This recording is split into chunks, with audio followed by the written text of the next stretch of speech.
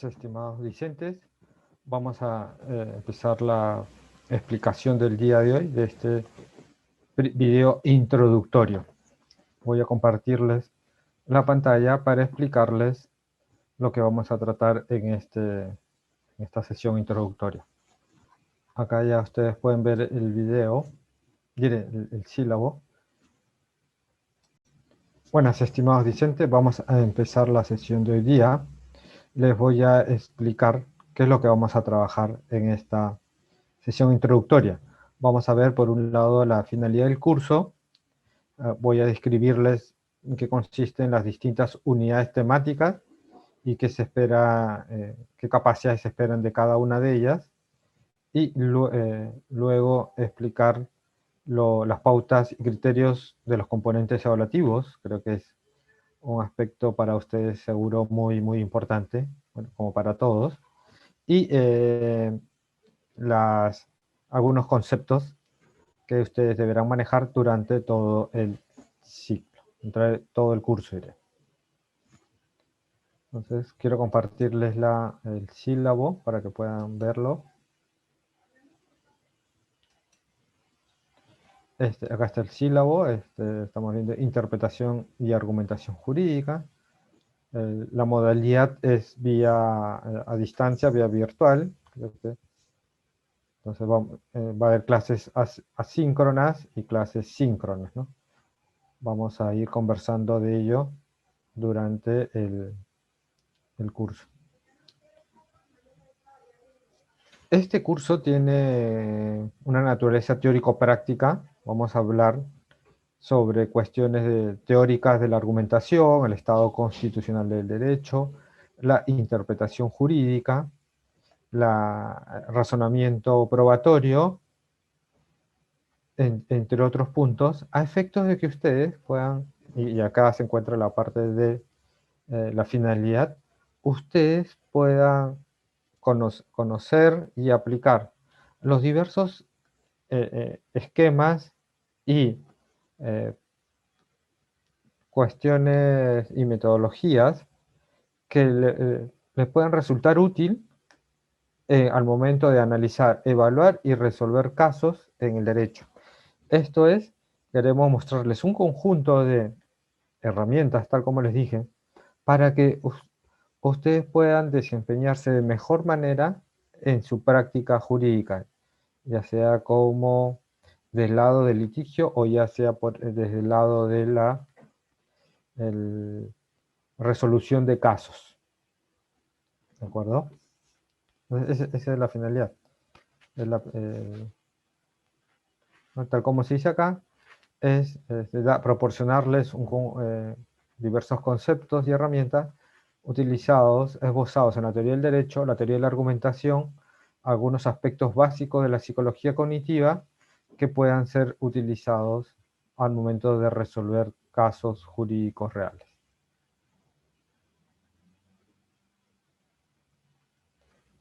Una de las capacidades que se espera es que ustedes puedan utilizar estas herramientas conceptuales de la interpretación, la argumentación jurídica y del razonamiento probatorio. ¿Cuáles serán qué temas se van a ver en las unidades de aprendizaje? Voy a comentarles a continuación. En la unidad de aprendizaje 1, teoría del derecho y argumentación, ustedes tienen que identificar las principales concepciones jurídicas a fin de utilizar una concepción correcta en la resolución y justificación de casos. En la unidad 2 vamos a ver sobre la decisión normativa y su justificación, interpretación y técnicas. En la unidad 3, el razonamiento probatorio, decisorio y justificatorio, donde vamos a ver algunas cuestiones sobre sesgos y propiamente el razonamiento.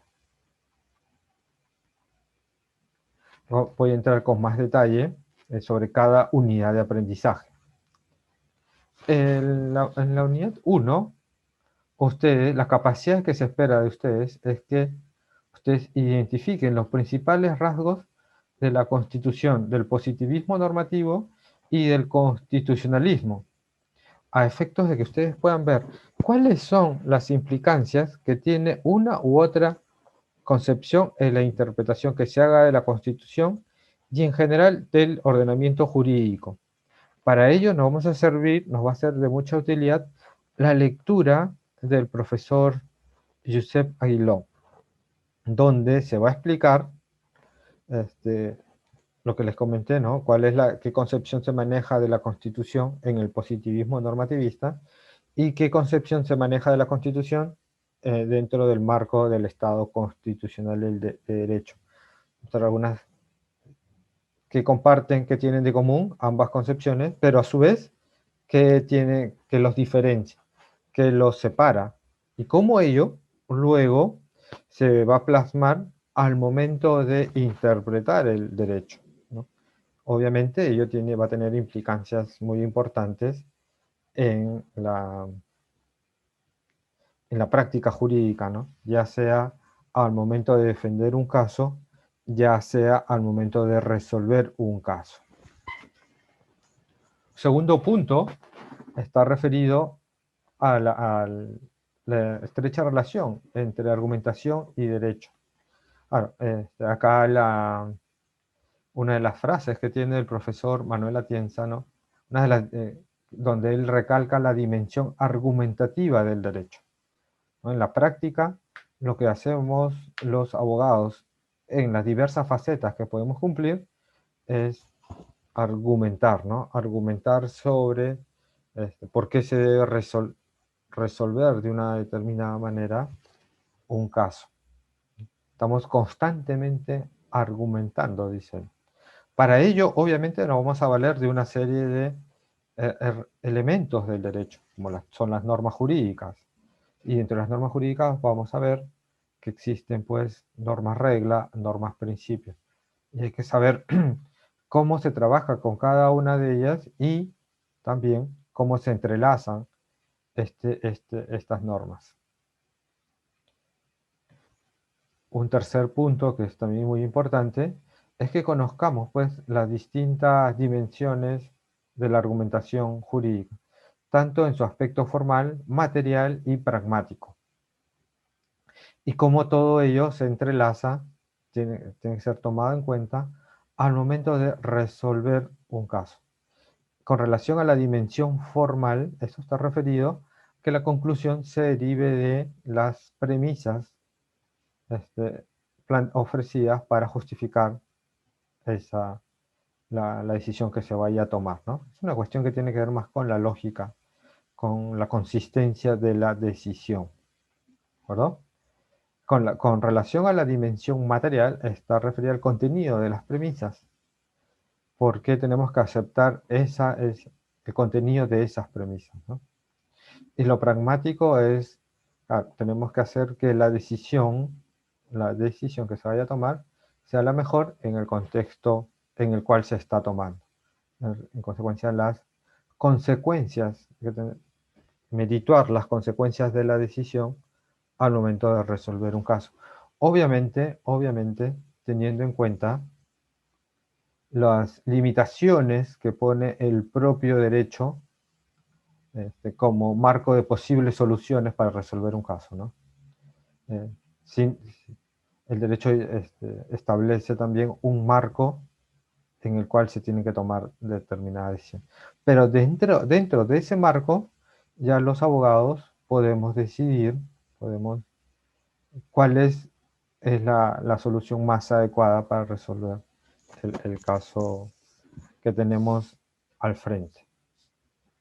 Esto es lo que esto es lo que esperamos que ustedes, pues, desarrollen, y esperamos nosotros también como profesores desarrollar en la unidad 1, la unidad 1 de aprendizaje. Teoría del derecho y argumentación. Acá están las lecturas obligatorias que se tienen que revisar. La lectura, como ya les comenté, de Josep Aguiló sobre la Constitución del Estado Constitucional. La lectura de Manuel Atienza, la teoría de la argumentación de Toulmin. Creo que es plantea un esquema muy interesante para resolver casos, ¿no? Vamos a trabajar la cómo este tipo de esquema nos facilita el trabajo de análisis y resolución de casos, ¿no? Y esto nos va a permitir después, cuando resolvamos el caso, saber cómo hemos razonado al momento de plantear o al momento de resolver un caso, y si ese razonamiento que hemos seguido no justifica la decisión tomada. Ello, entonces, lo podemos encontrar acá. Toulmin nos da una serie de herramientas que apuntalan cómo mejorar nuestra capacidad de poder razonar sobre un caso. Luego tenemos la lectura 3 sobre el caso Rice vs. Palmer, ¿no? El famoso caso que plantea Dworkin para introducir la distinción entre normas principio y normas regla. Es un caso que vamos a trabajar también en las sesiones síncronas. Luego vamos a tener otros dos casos que también se van a trabajar, el caso Janet Rosa Domínguez y el caso de trata de personas de Madre de Dios. Finalmente, un video que creo que resulta muy útil, que es el de Michael Sandel, El arte perdido del debate democrático. Creo que este video transmite muchísimo sobre la importancia de saber debatir, de saber discutir, si es que queremos afianzar, ¿no?, un sistema, un régimen político de corte democrático. Con relación a la unidad 2, lo que vamos a ver es sobre aplicar argumentos interpretativos a fin de arribar a una correcta decisión y justificación. Y un segundo punto es a que ustedes puedan saber cómo,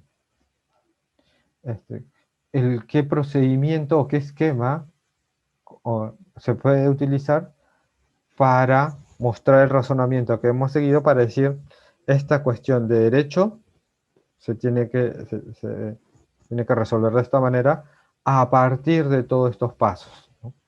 En otras palabras, vamos a trabajar algunos esquemas argumentativos donde se muestre cada uno de los pasos que se ha seguido para justificar la decisión normativa o la forma en cómo hemos resuelto la cuestión juris, la cuestión normativa. Para ello vamos a mostrar distintos tipos de argumentos interpretativos que se han ido elaborando en la dogmática al momento de interpretar textos, ¿no? O el derecho en general. Vamos a discutir si lo que se interpreta es solo textos o en realidad es textos pero dentro de un marco normativo mayor, ¿no? Finalmente, si la decisión que se tome, la interpretación, diga, no solo es del artículo tal, sino es el artículo tal a la luz de una serie de principios. Lo vamos a discutir también en esa sesión, cuando toquemos la unidad de aprendizaje 2. Segundo punto va a ser sobre conceptual, es el derecho como práctica argumentativa. Claro, porque no solo basta que decir este texto se interpreta de esta manera, sino que hay que esbozar un conjunto de razones por las cuales nosotros vamos a decir esta es la decisión o esta es la decisión más adecuada, ¿verdad? A su vez también tenemos que decir por qué consideramos que otras posibles interpretaciones no son las correctas o no son las mejores para resolver, para interpretar un determinado caso. Ciertas normas, ¿no?, que nos ayuden a resolver de una determinada manera un caso. Con relación a la cuestión procedimental, ustedes tienen que identificar la estructura de un argumento interpretativo y cómo se utiliza para resolver casos. Y lo segundo, se tienen que también poder justificar por qué se deciden por un determinado criterio y dejan de lado otros, porque dicen estos Nos vamos por acá, decimos que esta es la mejor, pero se rechaza, y estas no, por una serie de razones. Todo eso tiene que estar ahí, pues, debidamente esbozado al momento de resolver un caso. Tienen que ofrecer un conjunto de razones donde todo ello quede debidamente plasmado. ¿Qué lecturas nos van a servir para trabajar estos temas? Va a ser una lectura de Ricardo Guastini, que es una lectura bastante interesante, porque nos muestra pues, una serie de criterios interpretativos esbozados en la doctrina. Eso va a ser como el primer punto, ¿no? El punto para conocer todo esto, estas pautas. Y una segunda lectura va a ser la de la profesora Isabel Ifante, donde ella ya habla del derecho como práctica interpretativa, ¿no? Tenemos un conjunto de criterios. Ahora, ¿cómo debemos emplear estos criterios? ¿O cuál es el que deberíamos elegir para resolver un caso? Pues ello va a depender de qué concepción del derecho tengamos y y cómo ello influya al momento de decidirnos por uno u otra pauta interpretativa. Y ella dice pues que finalmente en el derecho hay una de sus características o uno de los rasgos esenciales del derecho es que nosotros argumentamos sobre la interpretación que vamos a dar de textos dentro del marco o dentro del contexto del derecho, ¿no? Luego vamos a utilizar una serie de casos, dentro de los cuales se encuentra el caso Janet Rosa Domínguez. Es un caso interesante, bastante interesante. Y el caso Oscar Ugarte Galarza, que se resolvió el año pasado y que seguro muchos de ustedes ya conocen. También vamos como recursos educativos digitales, les voy a pasar un video donde Manuel Atienza analiza la opinión sobre el matrimonio igualitario que dio el Tribunal Constitucional de Ecuador. Veo corto.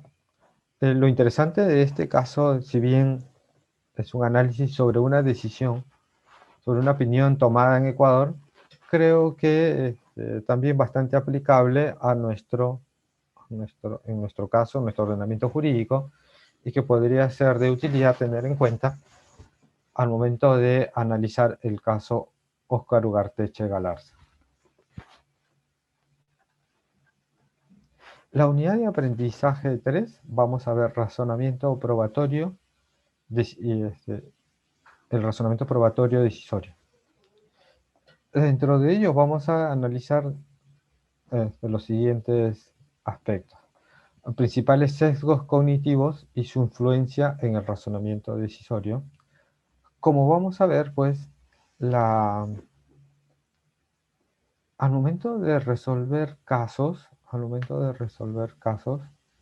nosotros, las personas, tenemos una serie de sesgos que pueden, pues, influir en la forma en cómo analizamos o percibimos e interpretamos el derecho, o los hechos también, ¿no? No somos personas completamente aisladas del mundo, vacías, sino más bien que somos producto, pues, de nuestro proceso de socialización. Nuestras creencias se construyen a partir de todo nuestro proceso de socialización y de nuestras experiencias propias, ¿no? Ya sea en la familia, ya sea en el colegio, ya sea en el trabajo, en diversos contextos, ¿no? Que van formando cómo nosotros vamos percibiendo el mundo. Y todo ello forma parte, pues, construye nuestro sistema de creencias, a partir del cual nosotros luego vamos a analizar, evaluar y tomar decisiones sobre al momento de analizar los hechos y el derecho en un caso. De ahí que la importancia de identificar estos sesgos de modo tal que nos sirva luego para poder realizar análisis críticos sobre esto, sobre si la forma en cómo estamos resolviendo un caso es la más adecuada o no. ¿De acuerdo? Último punto. Creo yo que muchas veces no somos conscientes, pues, de todo lo que puede estar rodeando este, la decisión que tomamos, ¿no?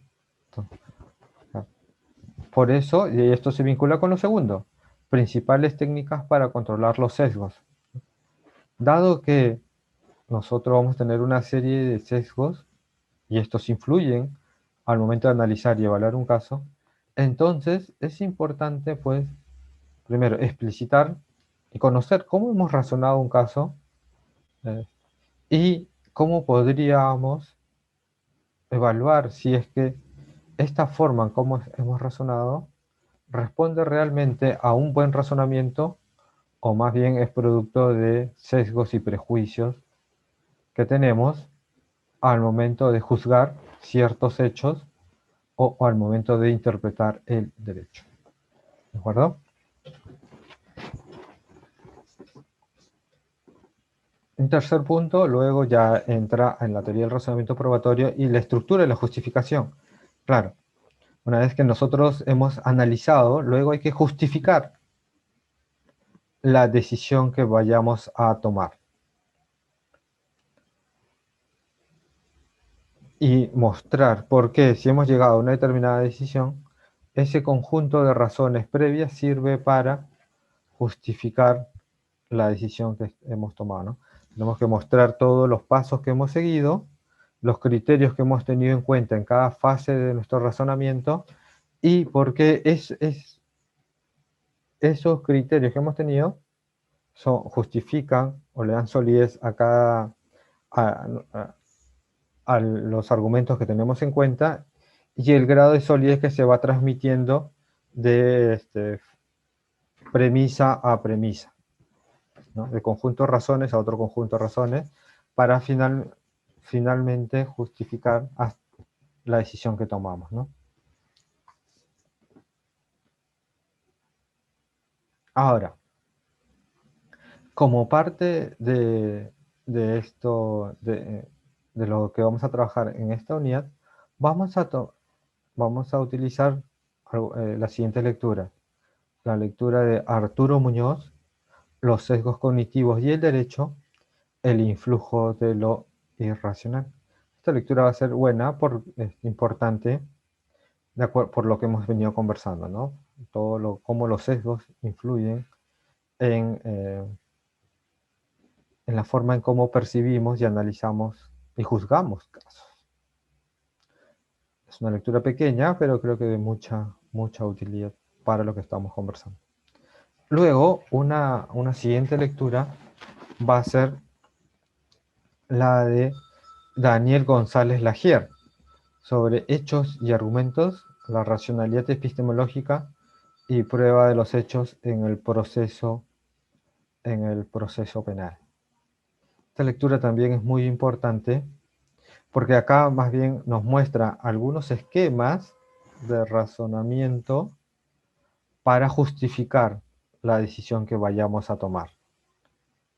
Entonces, una primera lectura nos muestra todos aquellos aspectos que pueden influir en nuestro razonamiento y luego ya entra la lectura de Daniel González Lagier que nos muestra más bien cómo razonar correctamente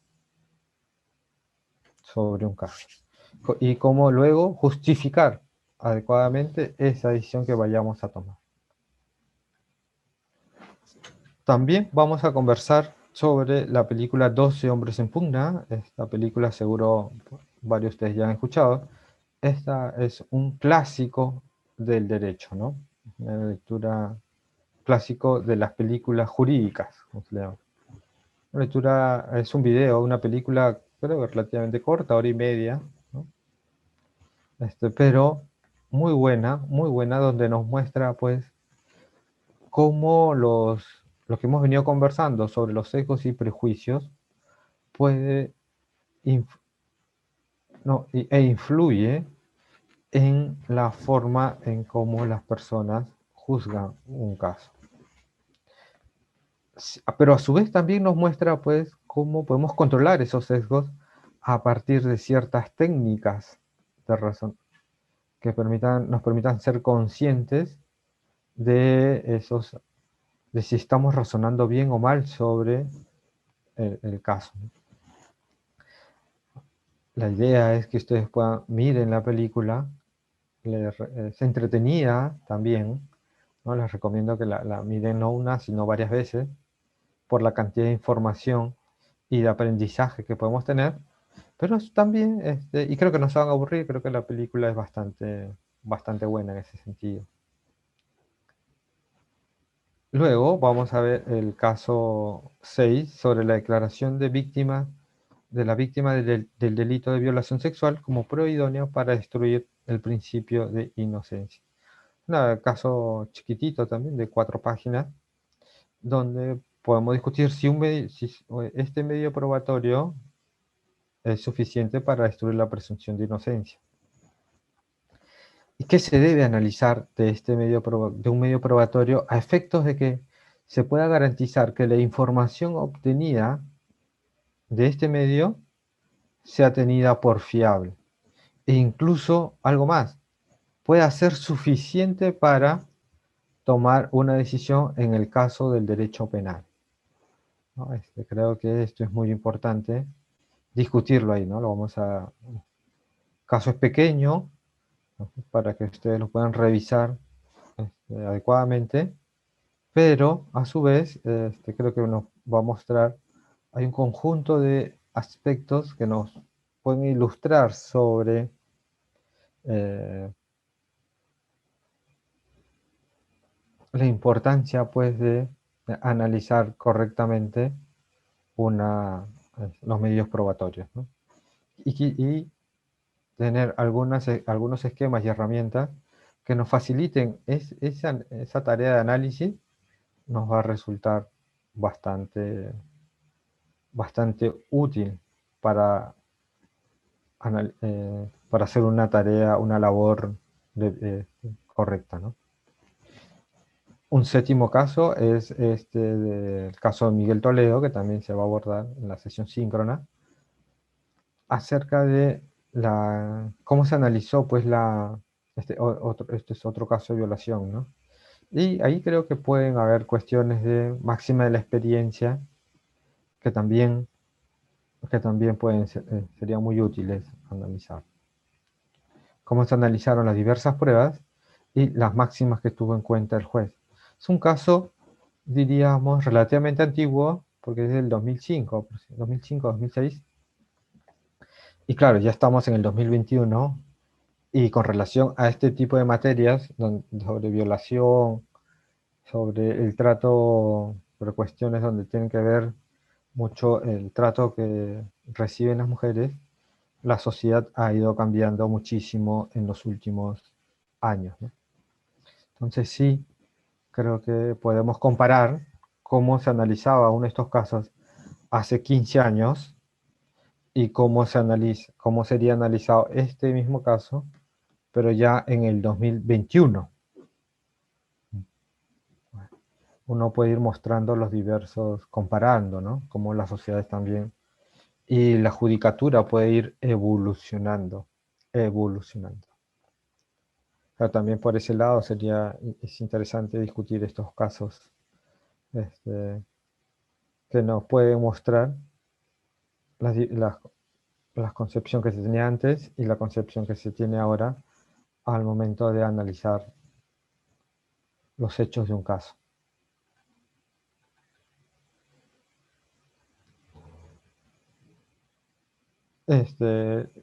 La estrategia es básicamente va a haber sesiones síncronas y asíncronas.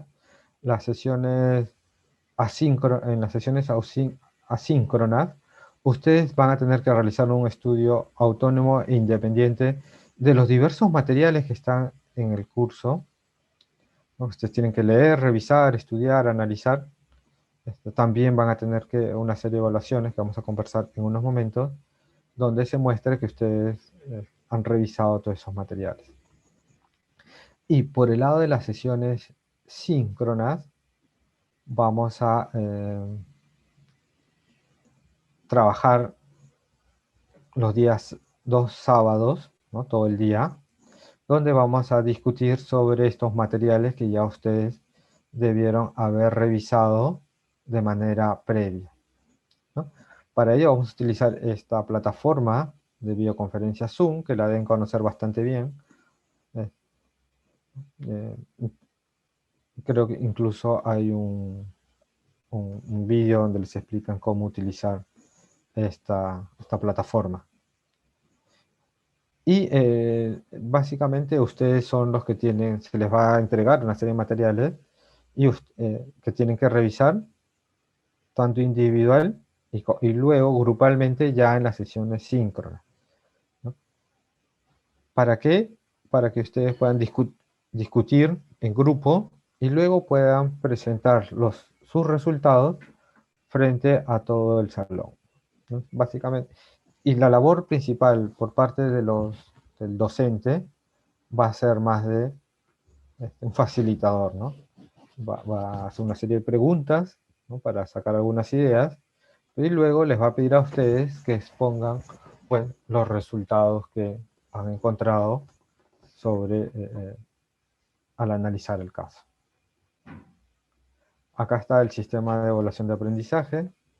En la unidad va a haber 2 controles de lectura. El primer control de lectura aborda las unidades de aprendizaje 1 y 2.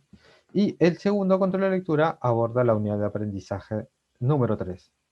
El peso es de 20% de estos controles de lectura. Luego va a haber un foro de discusión sobre la unidad de aprendizaje 2, que tiene un peso de 15%. La unidad de aprendizaje 3, ¿no? Va a haber una tarea académica que tiene un peso de 25% y un trabajo final donde el peso es de 40%.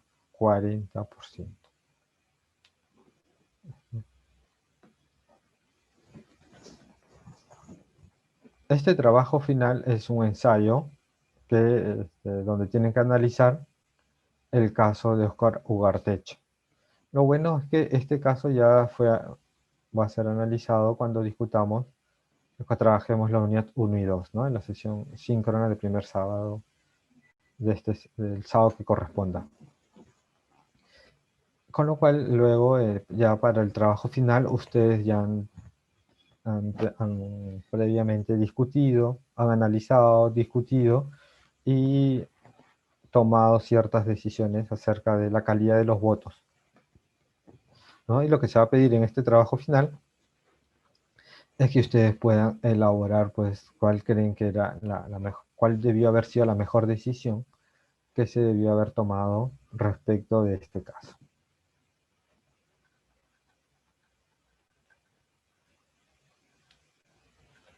Y bueno, acá, para los que deseen, hay un material adicional que ustedes pueden revisar también.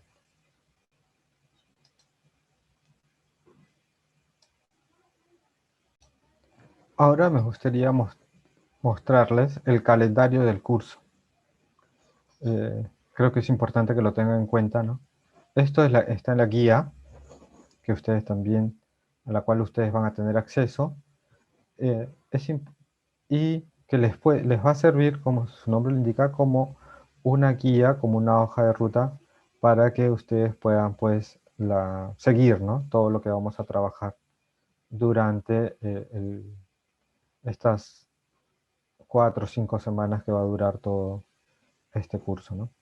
Tengan en cuenta, el jueves 10 empieza, será el inicio, las fechas, el día de la clase diferida, que es el lunes 7, los días que tienen los controles de lectura, cuando se dará el primer webinar, que será el 18 de junio, el sábado 12 de junio, 19 de junio tenemos la primera sesión síncrona, eh, que será de 9 a 5 de la tarde. luego el foro de discusión, que empezará el martes 22 de junio, ¿no? Es importante que lo tengan en cuenta, y acabará el miércoles hasta las 11:55 de la noche. Luego viene ya el segundo control de lectura, que será el 29 de junio, empezará a abrirse el 29 de junio y acabará el 30 de junio, ¿no?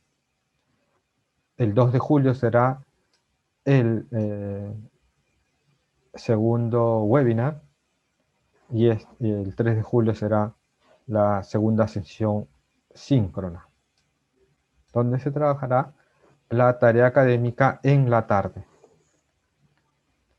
Y finalmente ya el trabajo final, ¿no? Que será, que ustedes lo pueden presentar entre el martes 6 de julio y el miércoles 6. Y con esto ya se acabará el curso. La idea de presentarles esto es que ustedes tengan en cuenta todo el calendario del curso, ¿no?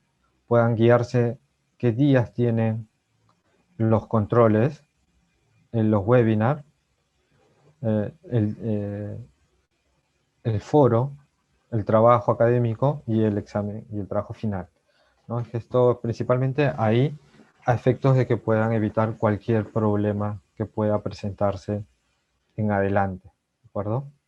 Muy importante entonces estar revisando siempre constantemente la guía. Y luego ya con detalle, no voy a entrar a explicarles todo lo que consiste la guía, porque si no nos tomaría mucho tiempo, pero ya ustedes con detalle pueden ir revisando qué se hará de semana a semana. Para eso ya ustedes tienen el documento. Y ya para ir terminando con este video introductorio, quiero terminar con algunas ideas fuerzas sobre lo que vamos a trabajar, ¿no? en este curso. Quería empezar con esta frase de Frederick Schauer, donde él menciona sobre qué es pensar como jurista. Entonces, esa es la pregunta que él se hace, ¿no? ¿Qué es pensar como jurista? Y él empieza, señala lo siguiente en este párrafo.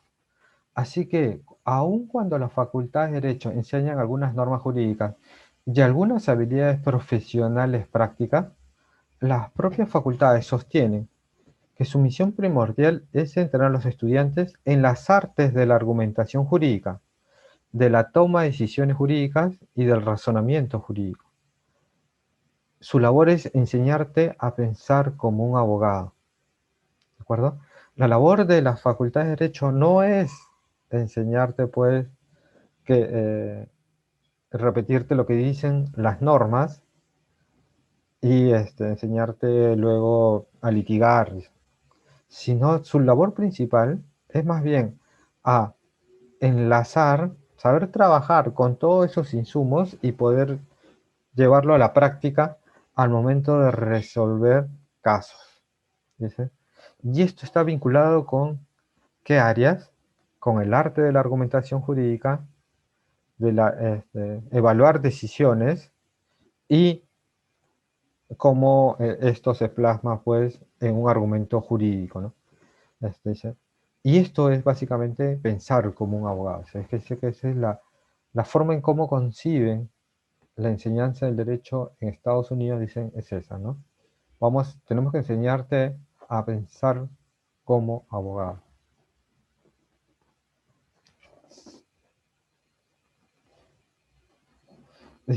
Y luego se prosigue con la siguiente pregunta, pero ¿y qué es pensar? ¿Cómo es razonar jurídicamente? ¿Existe algo que pueda ser considerado como pensar como abogado? Y para ello, dice, él muestra pues una serie de tareas que realizan los abogados, ¿no? Entre los abogados, cuando analizan casos que llegan a las cortes o se llevan a las cortes, se tiene que analizar pues los hechos de un caso, seleccionar el material jurídico relevante, identificar cuál van a ser el conjunto de normas que consideramos aplicables, cómo sistematizar todo ese conjunto de normas, cómo subsumir los hechos dentro de las normas que consideramos aplicables y en caso haya alguna laguna en el ordenamiento, cómo se completan o cómo se resuelven esas lagunas. Y finalmente, la determinación de la respuesta correcta al caso. Y todo esto es lo que hacemos pues los abogados al momento de resolver un caso. Y estas son algunas actividades que hacemos. Y este curso pues tiene mucho que ver con ello, ¿no? En este curso, como ya les dije hace algún momento al inicio de esta sesión, este video introductorio, vamos a trabajar cada uno de estos aspectos. Desde el aspecto de las concepciones que existen actualmente sobre el derecho, cómo se plasma ello en las distintas dimensiones de la argumentación jurídica, y luego aterrizamos un poco más, tanto sobre la question juris como sobre la question fact, ¿no? La question juris tiene que ver mucho con la interpretación y la question facti, la cuestión de hecho, sobre cómo analizamos y decidimos cuál es la hipótesis más que se encuentra mejor justificada en el caso concreto. Ese es el trabajo que vamos a realizar en este curso y espero que pueda ser de mucha, que podamos conversar, discutir, intercambiar punto de vista, de modo tal que el curso les sea productivo a todos ustedes. Muchas gracias, ya nos estaremos viendo más adelante.